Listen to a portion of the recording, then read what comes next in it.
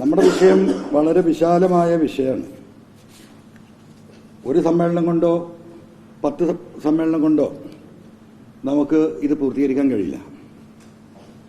32 minute ഈ പറയുന്ന സുജിത് ദാസ് സംസാരിച്ച ഒരു കോൾ റെക്കോർഡാണ് എനിക്ക് നിങ്ങളെ ഇന്ന് ഇവിടെ നിന്ന് കേൾപ്പിക്കാനുള്ളത്. അതിന്റെ മുമ്പായിട്ട് ഈ വാർത്തകളിൽ ഒരു കാര്യം കൂടി സൂചിപ്പിക്കണം. ഇപ്പോൾ പ്രതിപക്ഷ നേതാവിനെതിരെ നിയമസഭയിൽ ഞാനൊരു പ്രസംഗം നടത്തി ഒരു അഴിമതി കേസുമായി ബന്ധപ്പെട്ട്. ആ അഴിമതി കേസിൽ എൻ്റെ പ്രസംഗം ഒരു രേഖയായി എടുത്തുകൊണ്ട് ഹഫീസ് എന്ന് പറയുന്ന ഒരു പൊതുപ്രവർത്തകൻ തിരുവനന്തപുരത്ത് വിജിലൻസ് കോടതിയെ സമീപിച്ചു ഈ കാര്യം അന്വേഷിക്കണമെന്ന് പറഞ്ഞിട്ട്. ആ വിജിലൻസ് കോടതിയിൽ അദ്ദേഹം അത് ഫയൽ ചെയ്തു. കോടതി പോലീസിനോട് റിപ്പോർട്ട് ചോദിച്ചു. പോലീസ് റിപ്പോർട്ട് കൊടുത്തു. എന്താ കൊടുത്തത്? ഇതിലൊരു കഴമ്പില്ല. അതിൽ കഴമ്പുണ്ടോ ഇല്ലേ എന്നറിയണമെങ്കിൽ ഈ വിഷയം കേരളത്തിന്റെ നിയമസഭയിൽ ഉന്നയിച്ചത് ഒരു MLA ആണ്. എന്നെ ഒന്ന് വിളിച്ച് ചോദിച്ചോ, എൻ്റെ അടുത്ത് സ്റ്റേറ്റ്മെന്റ് എടുത്തോ, നിങ്ങൾ ഈ പറഞ്ഞതിന്റെ എന്താണ് അടിസ്ഥാനം എന്ന് ചോദിച്ചോ? ഒന്നും ഉണ്ടായില്ലല്ലോ. MR അജിത് കുമാർ അങ്ങ് പറയാണ് ക്രൈംബ്രാഞ്ചിനോട്, നിങ്ങൾ അങ്ങനെ കൊടുത്തേക്ക്.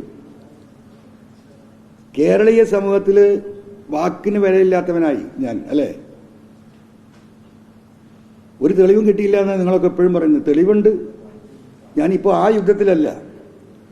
അപ്പോൾ ഒരു MLA നിയമസഭയിൽ ഉന്നയിച്ച അടിസ്ഥാനപരമായ ഒരു വിഷയം കോടതി പോലീസിന്റെ നിലപാട് എന്താന്ന് ചോദിക്കുമ്പോൾ പോലീസ് പറയാണ് MLA അതിലൊരു അടിസ്ഥാനമില്ല. ഈ പോലീസാണോ നീതി നടത്തുന്ന MR അജിത് കുമാറാണോ ഈ ഗവൺമെന്റിനെ സഹായിക്കുന്നത്? അങ്ങനെ വിശ്വസിക്കാൻ നിങ്ങൾക്കൊക്കെ കഴിയുമെങ്കിൽ എനിക്ക് കഴിയില്ല. അപ്പോ ഇവിടെ വരുന്ന വിഷയങ്ങൾ ഞാനിതിലേക്ക് കടക്കാം. സത്യത്തിൽ ഈ പറയുന്ന ഞാൻ ഇന്നലെ ഏതൊരു പത്രത്തിൽ നൊട്ടോറിയസ് ക്രിമിനലാണ് ADGP അജിത് കുമാർ എന്ന് പറഞ്ഞു. നിങ്ങൾക്ക് തോന്നുന്നു എന്താണ് MLA ഇങ്ങനെ നൊട്ടോറിയസ് ക്രിമിനൽ എന്നൊക്കെ പറഞ്ഞാൽ ക്രിമിനലിസത്തിന്റെ അങ്ങേയറ്റം, അല്ലേ? നിങ്ങളൊക്കെ ഞെട്ടും, കേരളം ഞെട്ടും. നമുക്കൊന്നും വിശ്വസിക്കാൻ കഴിയില്ല. എനിക്കും വിശ്വസിക്കാൻ കഴിഞ്ഞിട്ടില്ല ചിലതൊക്കെ കേട്ടപ്പോൾ. എന്ന് പറഞ്ഞാൽ ഈ MR അജിത് കുമാറിന്റെ റോൾ മോഡൽ ഒരു പക്ഷേ ദാവൂദ് ഇബ്രാഹിം ആണോ എന്ന് സംശയിച്ചു. എനിക്ക് ഫീൽ ചെയ്തതാണ്. ബോംബെ അധോലോകത്ത് ഒരു കാലഘട്ടത്തിൽ നടന്നു. ഇതിപ്പോൾ ലോകം മുഴുവൻ ഇത്തരം ക്രിമിനലിസം ഈ പറയുന്ന ഇതൊക്കെ ഒരു പരിധിവരെ അവസാനിച്ചിട്ടുണ്ട്. പക്ഷെ ഇത്തരം കാര്യങ്ങൾ അദ്ദേഹം ചെയ്തു കൂട്ടിയ കാര്യങ്ങൾ ആ ലെവലിലേക്ക് പോണെങ്കിൽ ദാവൂദ് ഇബ്രാഹിമിനെ പോലെയുള്ള അവരുടെ ജീവചരിത്രം പഠിച്ചവനെ സാധിക്കും. അതിൽ അട്രാക്ട് ചെയ്യണം. അതിൽ അട്രാക്ട് ചെയ്തവനാണ് ഈ MR അജിത് കുമാർ. ഞാൻ ഫോൺ കോളുകളുടെ കാര്യം നിങ്ങളോട് പറഞ്ഞു. അജിത് കുമാറിന്റെ ഫോണ് മാത്രമല്ല, അദ്ദേഹത്തിന്റെ ഭാര്യ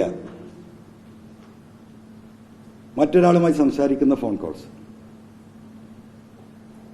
ഭാര്യയെ വിളിക്കുന്നത് ഭാര്യയുടെ ആങ്ങളെയാണ്.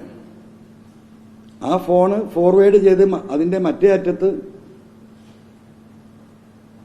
കേരളത്തിലെയും ബോംബെയിലെയും കള്ളക്കടത്ത് സംഘത്തിലെ പണം ഇൻവെസ്റ്റ് ചെയ്യുന്ന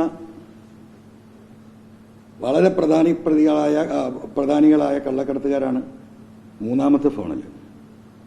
ട്രാക്ക് നോക്കിയാൽ എന്താ? MR അജിത് കുമാറിന്റെ ഭാര്യ അദ്ദേഹത്തിന്റെ ആങ്ങളയോട് സംസാരിച്ചു. ഒരു കുഴപ്പമില്ലല്ലോ. ആങ്ങളയുടെ അങ്ങേ തലയിലാണ് മറ്റേ ചങ്ങാതി.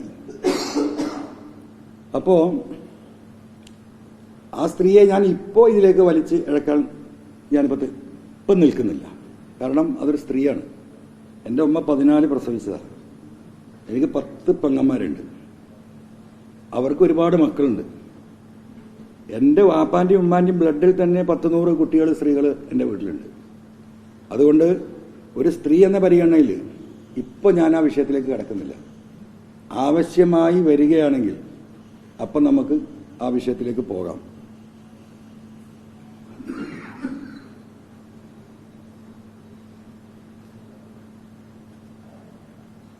പിന്നെ ഏഷ്യാനെറ്റ് വിനു വി ജോൺ എന്നൊക്കെ അറിയാലോ. ഒരു കൊലപാതക കേസിൽ അദ്ദേഹത്തിന്റെ ബന്ധുക്കളോ വേണ്ടപ്പെട്ടവരാരമാണ് ADGP വിളിച്ച് സഹായം അഭ്യർത്ഥിക്കുക. ഇതേപോലത്തെ കോളാണ് കേട്ടോ, ഡയറക്റ്റ് അല്ല, എല്ലാം ഉണ്ട്. സഹായം അഭ്യർത്ഥിക്കുക.